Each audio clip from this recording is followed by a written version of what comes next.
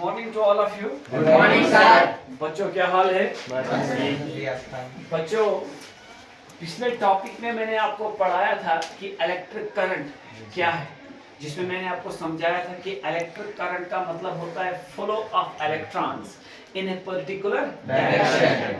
किसी भी कंडक्टर में, जैसे हम लेते हैं मेटल वायर, आपको पता है कि जो वायर्स हमारे पास होती हैं वो या तो कॉपर की होती है, सिल्वर की होती है, एल्युमिनियम की होती है। तो जब इन कंडक्टर्स में यानी कि वायर्स में जब इलेक्ट्रॉन चलते हैं एक पर्टिकुलर डायरेक्शन में, इसी को हम इलेक्ट्रिक करंट कहते हैं। और पढ़ाया था कि पोटेंशियल डिफरेंस क्या है। मैंने कहा था पोटेंशियल डिफरेंस का मतलब होता है जब चार्ज को मूव किया जाता है between 2 points in electric circuit, उस चार्ज को मूव करने के लिए जो वर्क डन किया जाता है उसको बोलते हैं पोटेंशियल डिफरेंस। ठीक है, या कहा था the difference in electric potential between 2 points in an electric circuit, उसको बोलते हैं पोटेंशियल डिफरेंस, या पोटेंशियल डिफरेंस का वोल्टेज भी कहते हैं। क्या बोलते हैं? शाबाश, वोल्टेज भी कहते हैं।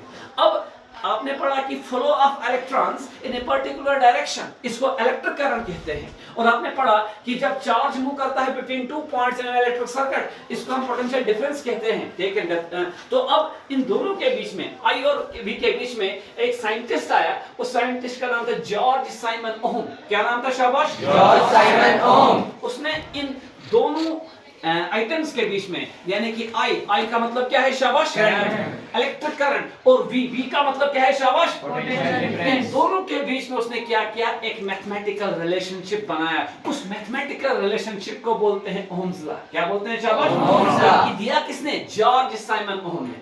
अब इस ओहम ने क्या कहा?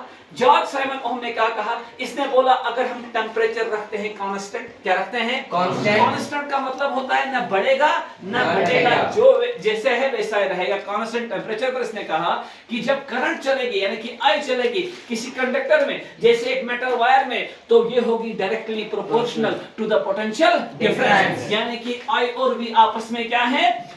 Directly proportional. अगर आई की वैल्यू बढ़ेगी तो V की वैल्यू भी बढ़ेगी, अगर I की वैल्यू घटेगी तो V की वैल्यू भी घटेगी। यानी कि अगर I इंक्रीज होगा V भी इंक्रीज होगा, अगर I डिक्रीज होगा तो V भी डिक्रीज होगा। यही है ओहम्स लॉ, जो किसने दिया? जॉर्ज साइमन ओहम ने। कब दिया? 1827 में। इसने क्या कहा कि this law was given by George Simon ohm in 1827। This law states that a constant temperature current flowing in a conductor, current flowing in a conductor, किसको बोलते हैं? कंडक्टर। कंडक्टर उस सबस्टेंस को कहते हैं, उस मटेरियल को कहते हैं जिसमें क्या पास होती है? करंट पास होती है। और जिनमें करंट पास नहीं होती है उनको बोलते हैं इंसुलेटर। क्या इस मार्कर में करंट पास हो सकती है? ये इंसुलेटर है। क्या एक वायर में करंट पास हो सकती है? वो कंडक्टर है। समझ गए बात को? तो ये लॉ कहता है this law states that a constant temperature current flowing in a conductor is directly proportional to potential difference across the ends of the conductor. अब कुछ बच्चे मुझे पूछते हैं डायरेक्टली प्रोपोर्शनल क्या होगा?